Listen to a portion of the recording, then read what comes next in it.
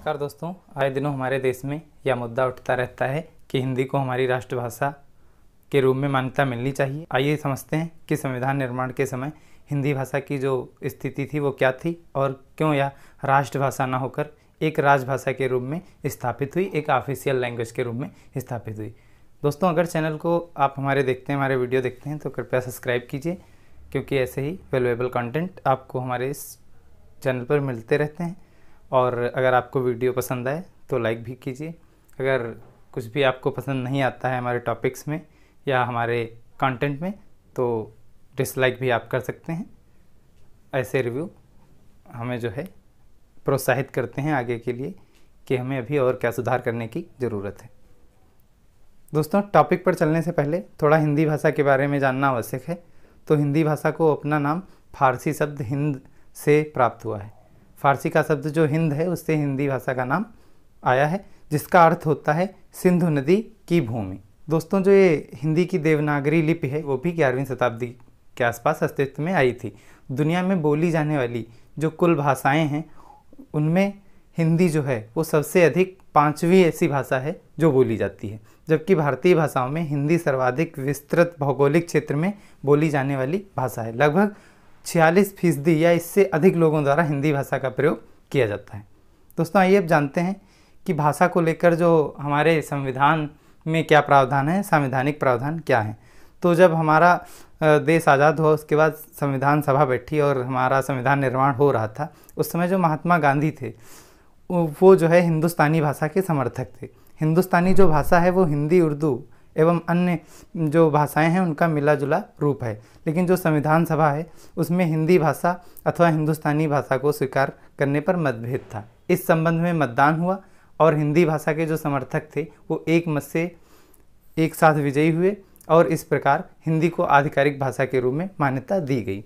गौर करने की बात है, यह मान्यता राष्ट्रीय भाषा को लेकर नहीं थी, यह भाषा जो है आधिकारिक भाषा को लेकर थी।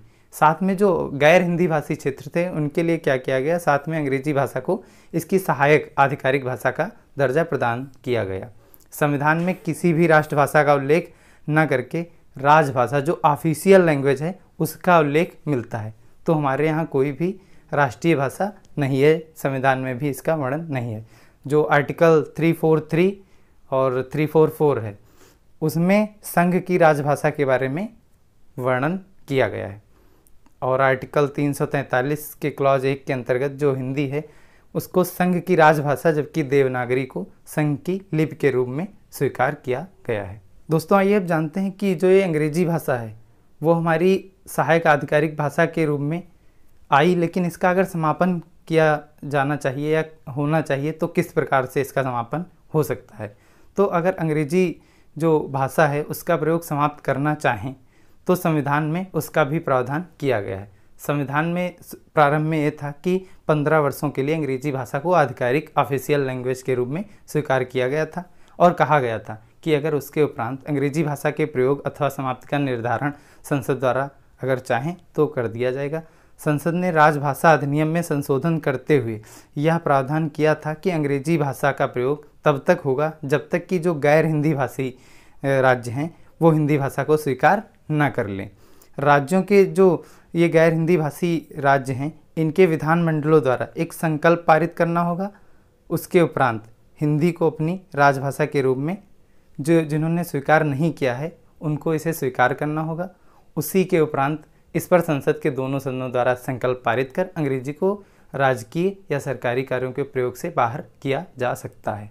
अगर एक भी गैर हिंदी भाषी राज्य अंग्रेजी भाषा के पक्ष में रहता है तब भी यह हमारी सहायक राजभाषा के रूप में बनी रहेगी। दोस्तों, तो इस प्रकार आपने देखा कि हमारी जो हिंदी भाषा है वो कैसे हमारी राजभाषा है, ना कि एक राष्ट्रीय भाषा। और इसके साथ में आपने ये भी समझा कि कैसे अंग्रेजी इसकी सहायक आधिकारिक भाषा के रूप में अस्तित्व में आई थी और इसका समापन किस प्रकार किया जा सकता है। दोस्तों, मिलते हैं नेक्स्ट टॉपिक के साथ। अगर आपके कोई भी सुझाव हैं तो कमेंट सेक्शन में बता सकते हैं। बहुत बहुत धन्यवाद। जय हिंद, जय भारत।